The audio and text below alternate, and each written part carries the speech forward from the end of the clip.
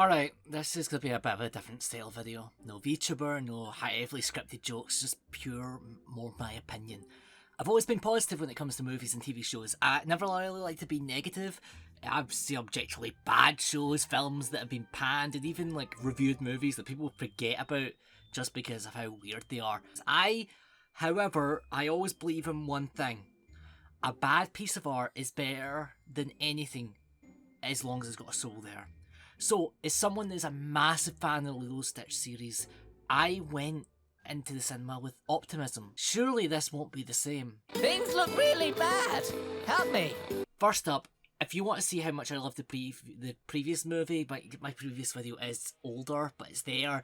It explains more why the original film was a masterclass in quite a shorter way. If you want a more positive cyber, that's where you'll find me. Seeing Chris Sanders' designs in a CG environment, it worked so well. It just showed how well and creative Sanders is when it creates little creatures. I'm just happy to see the return of Stitch.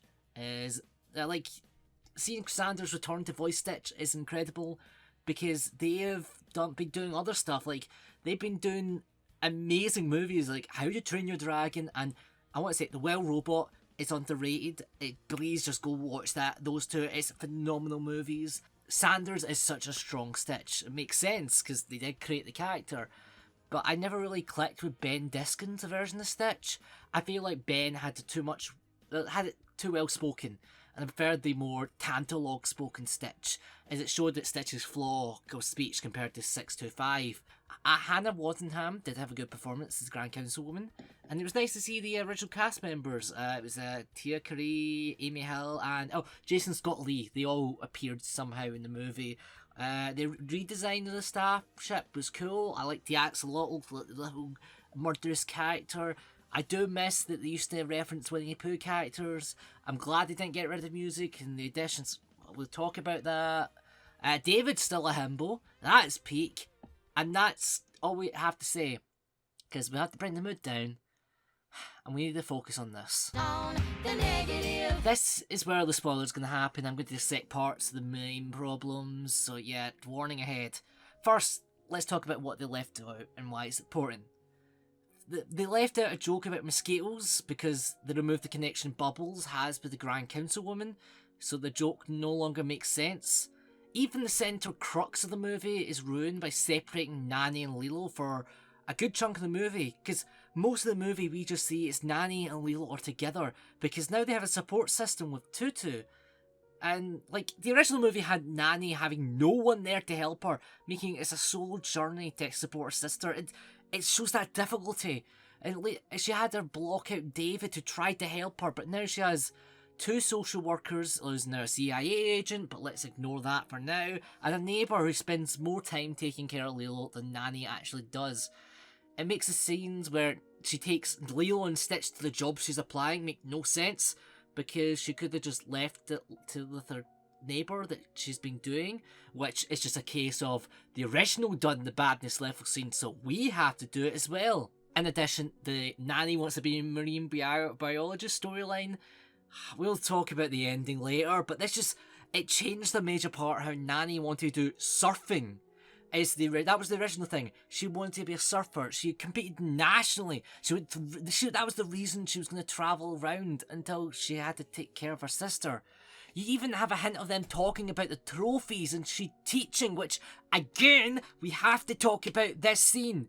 Having Lilo and with Tutu means that Lilo does not pay for the adoption of Stitch, a legal precedent which the Grand Councilwoman is set, but they needed that loophole. And Cobra reveals at that point he's a secret agent. The idea of Bubbles is he shouldn't even been in this live action movie, because the idea is, like Mary Poppins, Bubbles was never there for Stitch. He was there for Lilo. He cared for the family.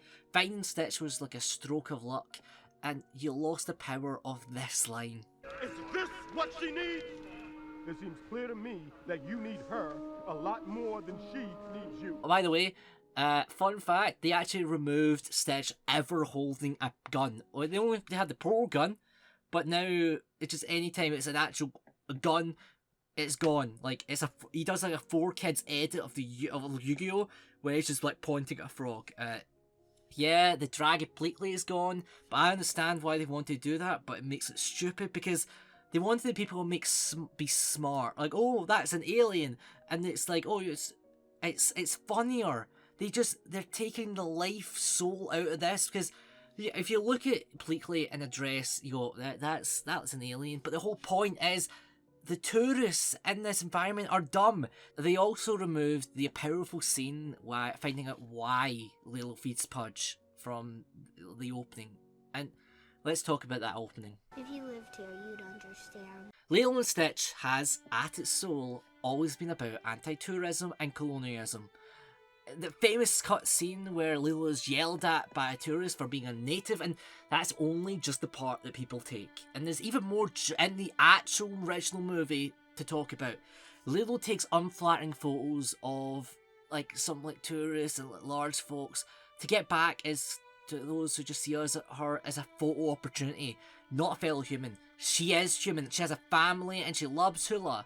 Now she doesn't even seem interested in hula, and they removed the photo wall, and just in chaos, she just does chaos. She also retaliates when Myrtle pushes her, which is a whole other kettle of fish, because the only reason she fights Myrtle in the original is because she questioned her belief, not because it's retaliation of being pushed. Stitch and Lilo are trying to blend in. They're trying to be good. In this live action movie, Lilo often sneaks into this amazing hotel. Look how amazing this hotel is with towels and jacuzzis.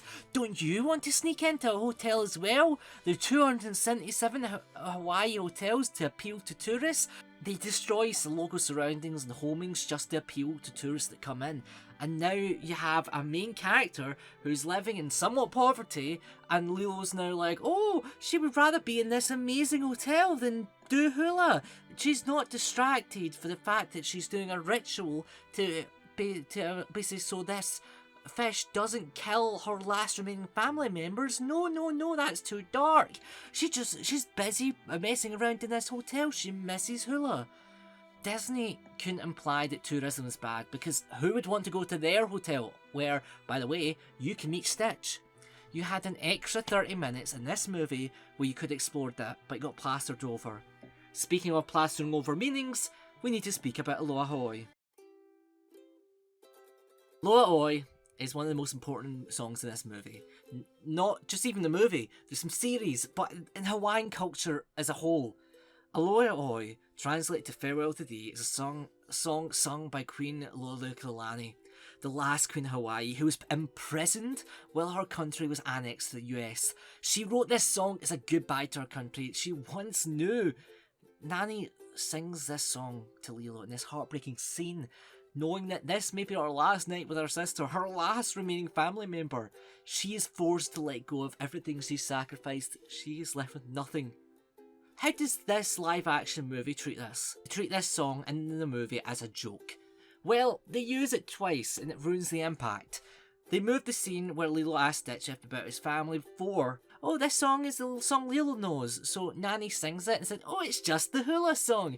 And Lilo's happily singing along. The importance of this scene is just washed away. And the order changes this scene from being Lilo sees Stitch running away and accepts it, to Prestonly saying that she'll remember him, because she remembers everyone that leaves. And now Stitch ran away and we have no idea, and then we're going to reveal later that Stitch is just using Lilo as a shield, like a powerful scene just used for our OMG reveal. Speaking of music, at least they kept Elvis, but again, they just didn't understand when to use Elvis. All of the Elvis songs have a connection to the scene and aren't just a needle drop.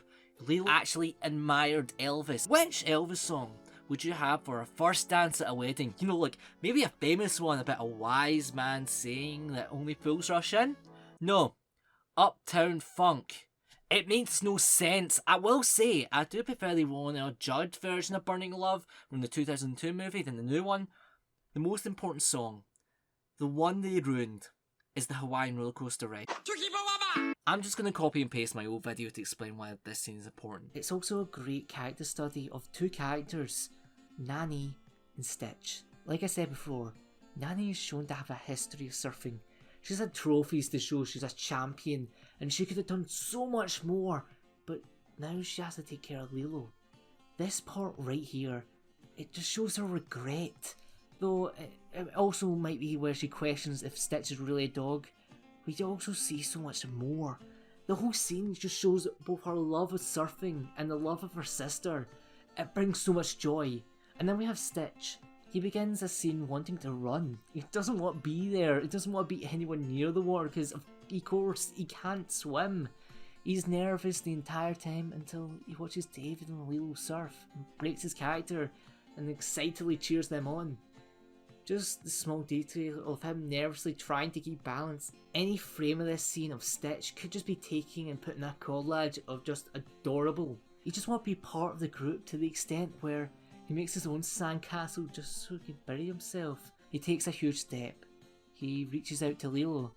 With a simple head tap, a connection is made over surfing. With this love, he's also found a connection to Nanny as well as Lilo. Though he might not like the water, he likes being around these people. He feels happy. Got it? Well, they butchered this scene. It was all about a therapy session, and now it's just, oh, Nanny's doing surfing lessons? Might as well add this iconic scene. And now Stitch only wants to surf because he sees another dog do it. It just took the soul out one of the most beautiful and powerful scenes to throw it in the trash. I think it's time we talk about the ending, and I think it's time we, at last, we just talk about the ending. And smarter than 100 supercomputers! Bashir is evil, and that's all he is. They legit didn't give him anything apart from one of the worst voice acting I've heard all year. Jared Hess did a better performance as Chungus. Like, removing the accent removes so much of the character, and as a twist villain, it just doesn't work because he is Stitch's Ohana. The whole point of the movie is never judge appearances, and how Jumba may be erratic and willing to do anything, he can be reasoned with. He has a heart. Then, Stitch not monster? No, my little one, I have created hundreds of experiments, but you are my greatest success. I'm very proud of you, Stitch.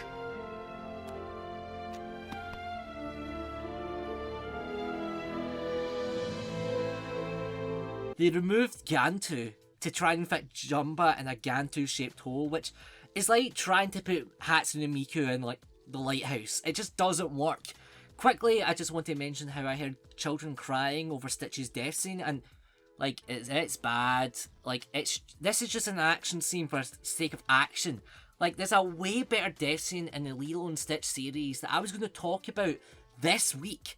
But this movie made me want to just cancel that video because I was kind of hurt. It's just one of the most devastating Disney moments just now. Oh my god, it's Chekhov's jumper cable. You can really tell with this final part of what I talk about of how the live action really feels about the original. Why are you trying to go against what Mama and Papa said? Because we were left behind. Ohana has always been a phrase that's been plastered over merch that people don't understand the meaning of, really. It's a message both sisters hold dearly.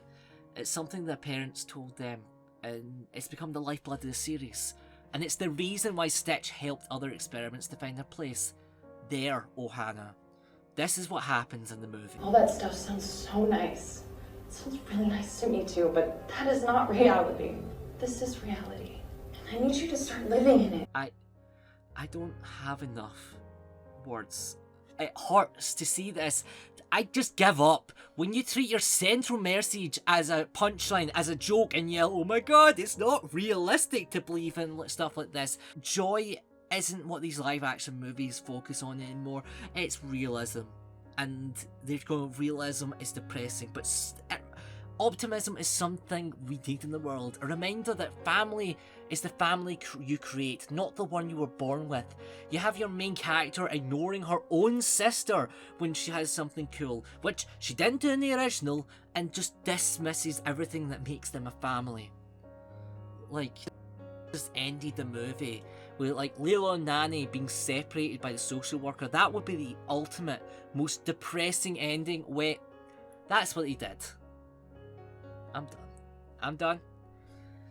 Ah.